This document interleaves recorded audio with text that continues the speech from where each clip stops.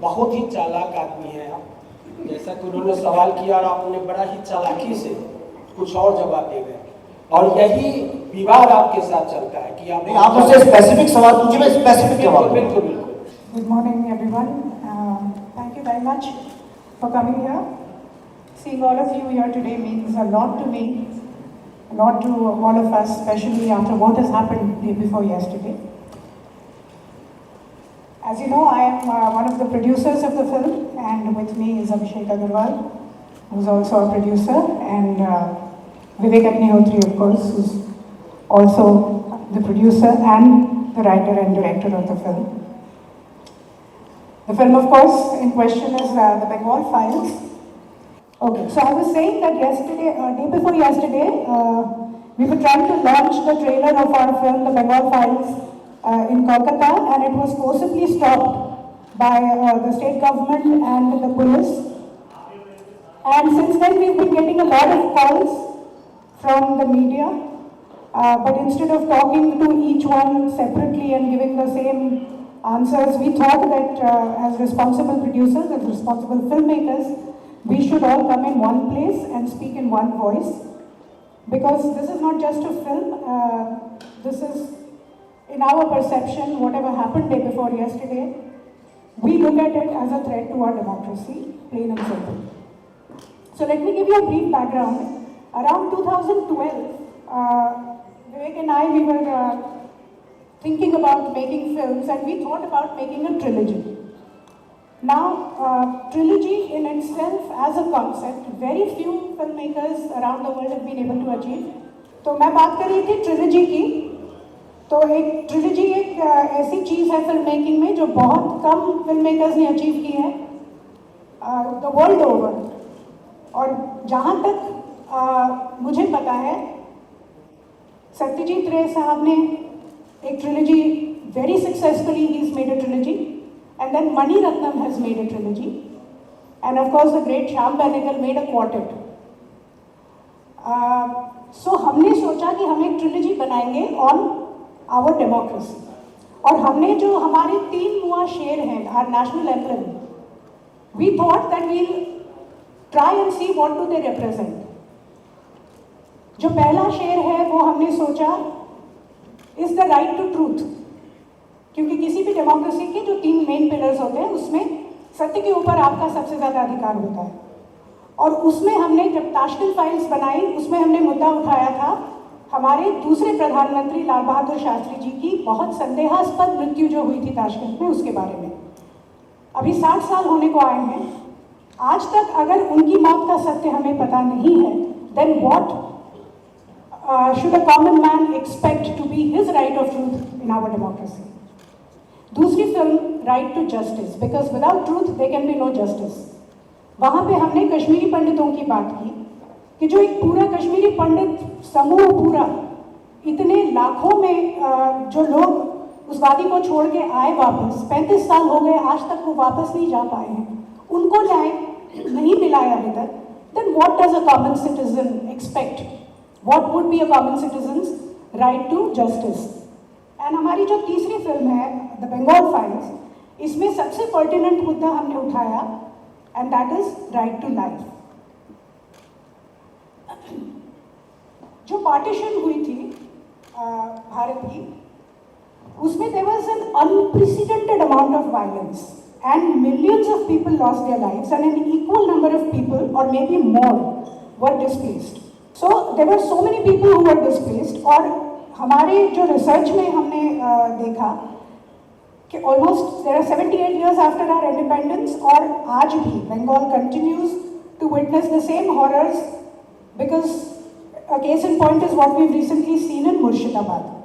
So do we as citizens of India, do we have a right to life?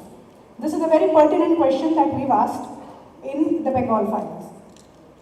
And we feel that it's the most important and defining films of our time, because जहाँ हमने 3 मुआ शेरों की बात की है, तो हमारे नेशनल एम्ब्लेम में एक्चुअली 4 शेर हैं। चौथा शेर जो है वो हमें कभी दिखता नहीं, but it's always there in spirit, and that lion represents you, me, us, the people of India. It's we, the people of India. And because this film of ours is rooted in Bengal, and we are tracing back to Direct Action Day massacres and the Noakhali genocide, and even the recent riots, we felt that it's most appropriate to launch the trailer in Bengal itself on August 16th, which is the anniversary of the Direct Action Day. Yet, as you all witnessed, you saw what happened. The government silenced us, and we feel that it's an act which is not only arbitrary, but it's also unconstitutional. And when our trailer was stopped, it was very laughable grounds because they kept telling us that we didn't have some kind of a municipal permission and it was a private gathering inside a five-star hotel.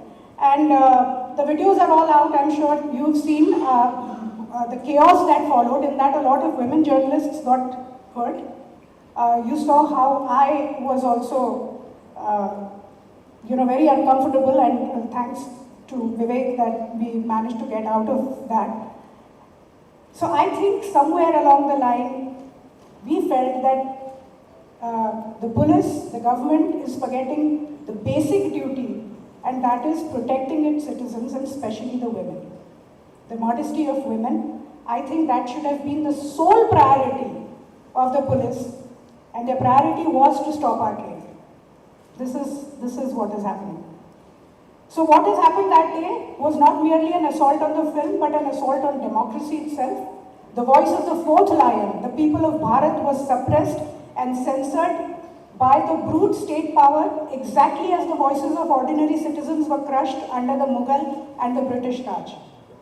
The absence of dignity, the absence of value of life, which is the very theme of our film. And on this Black Day, the state government itself proved that our theme is correct. So with that, I am going to close my opening statement, and I am going to hand over the mic to Vivek to give you detail of the journey and of course everything else that he would like to speak to you. Thank you very much. Saurabh मेरा नाम है, Bharat 24 channel से हूँ। जो आपकी Kashmir file से लेकर Kerala file से लेकर बंगाल फाइल्स, क्या ये सारी फिल्में आपको लगता है कि नैरेटिव वॉर का हिस्सा है, या आर्ट फॉर्म में लोगों की सोच को बदला जा रहा है? आर्ट का और पर्पस क्या होता है? आर्ट का पर्पस तो ऐसे अगर सिर्फ एंटरटेनमेंट तो बंदर का नाच भी देख सकते हैं। आर्ट का पर्पस ही होता है सामाजिक, जो समाज है, जो हमारी राजनीति है, जो हमारा संस्कृति है, उसको रिफ्लेक्ट करें और एक पॉइंट ऑफ व्यू दिखाए जो कि आपको आम तौर पे और कोई दिखा नहीं सकता है। तो यही तो आर्ट का पर्पस है। तो हम जो हिस्ट्री आपको दिखाई नहीं गई, कितने लोग हैं यहाँ जो जानते थे इस बात को? मैं तो जगह जगह पूछता हूँ, मुझे कहीं मैं कलकत्ता में स्पीच दी थी, वहाँ जवाब नहीं मिला इस बात का। मैं सबसे पूछता हूँ, बताओ भारत का जो पार्टीशन हुआ उसकी रणभूमि कौन सी थी? लोग कहते हैं पंजाब, क्योंकि उनने गदर फिल्म देखी। सर, आपकी जो फिल्में पहले बनी है, कश्मीर फाइल्स, ताशकंद फाइल्स और बंगाल फाइल्स, आमतौर पर लोगों के जहन में एक बात बैठ गई है कि विवेक जी जो है खास मकसद से फिल्में बनाते हैं। तो उनको लगता है कि निगेटिव जहन उनका पहले से ही रहता है, इनका मकसद तय है और कैसी फिल्में ये बनाएंगे। पहले आपने बहुत अच्छी फिल्में बनाई, लेकिन जब ये फाइल वाला सिलसिला शुरू किया आपने, तब लोगों को लगने लगा, पल्लवी जी को हम लोग बचपन से देख रहे हैं, बहुत फिल्मों को देखा, इनका भी लगने लगा कि दोनों हस्बैंड वाइफ जो है अब इन्होंने तय कर लिया है कि हमें किस तरह की फिल्में बनानी है। और दूसरा सर एक चीज़ ये हमारा सवाल ये कि जब जुल्म होता है किसी पे तो आप फिल्में बनाते हैं, फिल्में बननी भी चाहिए, लोगों को बताना चाहिए कि जुल्म हुआ कुछ लोगों पे हिस्ट्री में। तो क्या जो गुजरात में दंगा हुआ था उस पर हम आपसे उम्मीद करें कि आपसे फाइल बनाएंगे, गुजरात फाइल? मुजफ्फरनगर में जो दंगे हुए हैं उनमें आपसे उम्मीद करें, जो मेरठ में हुए या जो भागलपुर में हुए, आपसे उम्मीद करें कि विवेक जी जो है ये भी बनाएंगे, गुजरात फाइल्स ही बनाएंगे, मुजफ्फरनगर फाइल्स ही बनाएंगे? सर प्लीज एक सवाल इसमें और है कि जब फिल्में, मैं भूल जाऊंगा इतने सवाल, एक साथ एक-एक का जवाब दे दूं सर इसी ताल्लुक से सर छोटा सा सर, फिल्में पहले भी जब सर्टिफिकेट मिल चुका है फिल्मों को सेंसर बोर्ड से, तो पहले भी लोगों ने हंगामा किया है, डिस्टर्ब किया है, यहाँ तक कि सिनेमा हॉल में घुस के पर्दे भी फाड़ दिए लोगों ने। पहले देखा, आपने भी देखा होगा। तो अगर बंगाल में ऐसा कुछ हुआ है तो अलग कैसे है? पहली बात तो मैं आपका बहुत धन्यवाद करना चाहता हूँ कि आप सारी उम्मीदें मुझसे ही करते हैं। तो मैं एक फिल्म मेकर हूँ, भारत का प्रधानमंत्री नहीं करेक्ट? नहीं, मैं आपके सवालों का जवाब दे रहा हूँ, हम लोग बैकवर्ड, तो बड़ी उसके लिए धन्यवाद करता हूँ आपका, बहुत बहुत तहे दिल से धन्यवाद करता हूँ इस बात का कि आपने मुझे इस काबिल समझा कि कि पूरी फिल्म इंडस्ट्री में जहाँ पे कम से कम 200-300 डायरेक्टर्स हैं, आपने सोचा मैं ही एक डायरेक्टर हूँ जो इस काबिल हूँ कि मैं सारे जितने हिंदुस्तान में जो भी होता है दंगे फसाद उसके ऊपर फिल्म बना सकता हूँ। तो आपसे सबसे पहले सवाल का करता हूँ मकसद की आपने बात करी। जी हाँ, ये मेरा मकसद है, मैं खुलेआम बोलता हूँ, मैंने कभी अपनी बात छुपाई नहीं, मेरा एक एजेंडा है। मैं as a film maker Bharat के वो छुपे हुए अनटोल्ड स्टोरीज जिन सत्यों को दबाया गया, आप ताशकंद फाइल्स जब हमने बनाई थी, लोगों को लाल बहादुर शास्त्री जी के बारे में नहीं पता था, हमने उसके दोनों पहलू दिखाए, लेफ्ट और राइट। पल्लवी जी ने तो बल्कि लेफ्टिस्ट हिस्टोरियन का रोल प्ले किया था उसमें, और हमने कंक्लूड नहीं की फिल्म, हमने ये नहीं बोला क्या सही है क्या गलत है। कश्मीर फाइल्स में भी हमने नहीं बोला क्या सही है क्या गलत है, हमने दिखाया, और तीसरा इस फिल्म में भी हमने वही किया है। लेकिन ये हमारा मकसद एकदम क्लियर है, मैं हिंदू सिविलाइजेशन के ऊपर फिल्म बनाता हूँ, इसलिए जो हिंदू हिस्ट्री है उसके ऊपर फिल्म बनाता हूँ। मैं अपने को इस काबिल नहीं समझता हूँ कि मैं इस्लामिक हिस्ट्री या क्रिश्चियन हिस्ट्री के ऊपर फिल्में बनाऊँ। आपका जो सवाल है मैं समझ गया उसको आप क्या कहना चाह रहे थे। उसके ऊपर बहुत लोगों ने फिल्में बनाई हैं, जैसे कश्मीर में जो इस्लामिक हिस्ट्री है कश्मीर की, उसके ऊपर मणि रत्नम साहब ने फिल्म बनाई है रोजा, उसके ऊपर विशाल भारद्वाज साहब ने बनाई है हैदर। आपने तो कभी उनसे ये सवाल नहीं पूछा कि साहब आपने ये सारी फिल्में, आमिर खान साहब ने बनाई थी फना, किसी ने फिजा बनाई थी, तमाम फिल्में, मिशन कश्मीर बनाई है, विधु विनोद चोपड़ा साहब महान डायरेक्टर है वो भी। आपने तो कभी उन लोगों से ये सवाल नहीं पूछा कि साहब आप जो फिल्म बना रहे हैं वो 90 के दशक में बेस्ड है, उसमें कश्मीरी पंडितों का जिक्र तक क्यों नहीं है। ये सवाल तो उनसे कभी भी कोई नहीं पूछता है।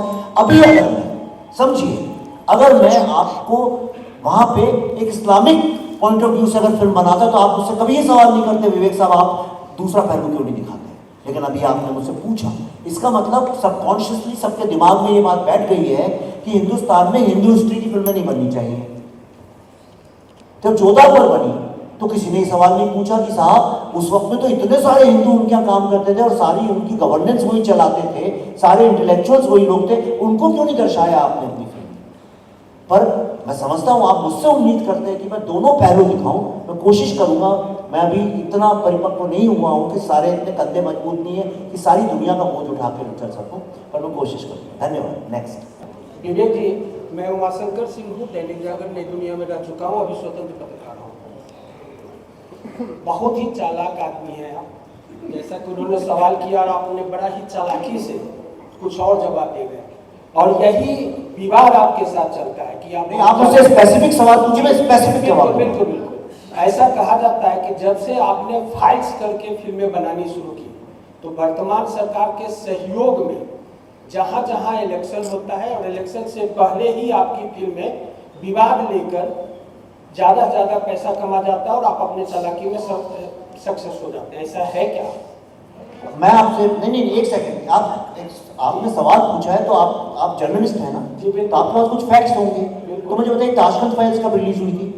मैंने आपने तीनों फाइलों की बात करी। मैं आपको कश्मीर फाइल की भी बात कर रहा हूँ और बंगाल फाइल की भी बात कर रहा हूँ। और आपने कहा 2-4 महीने के बाद बंगाल का इलेक्शन है और उसी समय आप बंगाल फाइल लेके आते हैं और अभी आप प्रेस कॉन्फ्रेंस कर रहे हैं और ऐसा लगता है कि आप अपने फिल्मों के रिलीज से ज्यादा सरकार के विरोध में प्रेस कॉन्फ्रेंस कर रहे हैं, ऐसा क्यों लगता है? नहीं, आपने सवाल पूछा, मैं जवाब दूं कि आप फिर मैं बोलूंगा तो आप फिर बोलेंगे क्या? नहीं बिल्कुल नहीं। तो मैं जवाब दे सकता हूँ, ठीक है। तो आपके पास एक्चुअली तथ्य नहीं है। आपने जो बोला लोग कहते हैं, ये कौन लोग हैं, कौन कहता है? आप किसी आपसे नहीं, जब सवाल मैं नहीं पूछ रहा, मैं जवाब दे रहा हूँ, इसलिए सुनिए आप।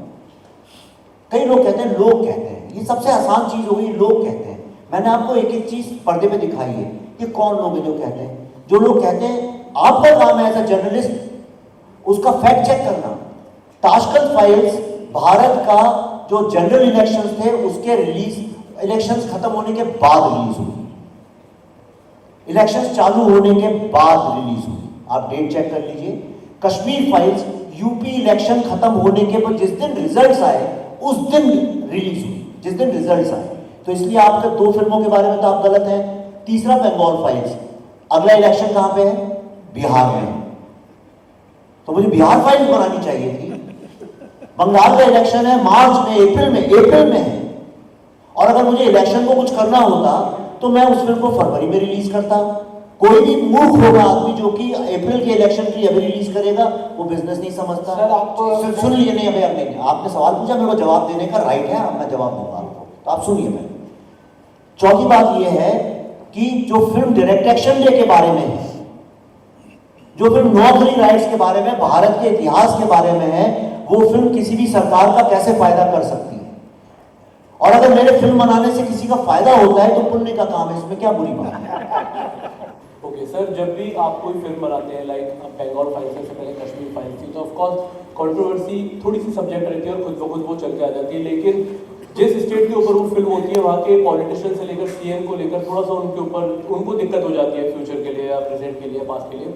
अब ये फिल्म बंगाल फाइल जो है एक बंगाल बेस्ड पर एक स्टोरी है, वहाँ ममता बनर्जी वहाँ की सीएम है, जैसे कि हम कल परसों से वहाँ कंट्रोवर्सी देख रहे हैं खुद ब खुद।